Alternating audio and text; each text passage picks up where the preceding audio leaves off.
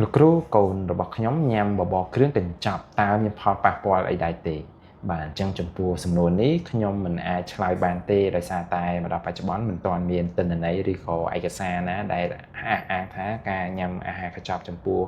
កូនតូចៗហ្នឹងវាមានផលប៉ះពាល់គាត់ទៅថ្ងៃក្រោយបាទប៉ុន្តែខ្ញុំចង់ឲ្យប៉ាម៉ាក់ទាំងអស់គ្នាពិចារណាថាតើកូនរបស់យើងគួរតែញ៉ាំបបរកញ្ចប់ឬក៏ញ៉ាំបបរដែលយើងធ្វើដោយខ្លួនឯងបាទអញ្ចឹងទី1បបរកញ្ចប់ជាទូទៅគឺមានសារធាតុដិតហើយមានរសជាតិឈ្ងុយហើយខ្ញុំមិនដឹងថាតើក្រុមហ៊ុនរោងចក្រផលិតទាំងអស់ហ្នឹងគាត់ប្រើគ្រឿងផ្សំបែបណាទេប៉ុន្តែការដែលយើង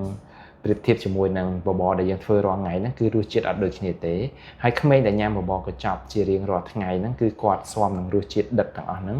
ហើយយើងពិបាកក្នុងការឲ្យគាត់ហ្នឹងញ៉ាំអាហារយើងខ្លួនឯងដែលយើងធ្វើដោយផ្ទាល់ដែរបាទអញ្ចឹងគឺគាត់ចូលចិត្តញ៉ាំបបរកញ្ចប់ជាងទី2នៅពេលដែលគាត់ញ៉ាំអាហារកញ្ចប់ទាំងអស់នោះគឺគាត់អត់បានស្គាល់រសជាតិពិតប្រាកដនៃបន្លែហើយនិងផ្លែឈើស្រស់វារសជាតិបែបណាទេតែជាទូទៅអាចប៉ះពាល់ដល់រសអាហាររបស់គាត់នៅពេលដែលគាត់ធំបន្តិចទៀតគឺគាត់អាចអត់ចេះញ៉ាំបន្លែអាចអត់ចេះញ៉ាំផ្លែឈើទេបាទដោយសារតែគាត់មិនធ្លាប់បានស្គាល់រសជាតិទាំងអស់នោះពីទូចមកចំពោះយោបល់របស់ខ្ញុំផ្ទាល់ប៉ាម៉ាក់ទាំងអស់គ្នាគួរកាត់បន្ថយការប្រើប្រាស់បបរកញ្ចប់គឺយើងប្រើតែពេលដែលចាំបាច់ពេលដែលយើងរវល់ឬក៏យើងចេញដំណើរកម្សាន្តទៅខាងក្រៅទៅបានហើយបើសិនជាយើងមានពេលយើងគួរតែព្យាយាមធ្វើបបរធ្វើផ្លែឈើស្រស់ៗឲ្យកូនរបស់យើងបាទអរគុណច្រើន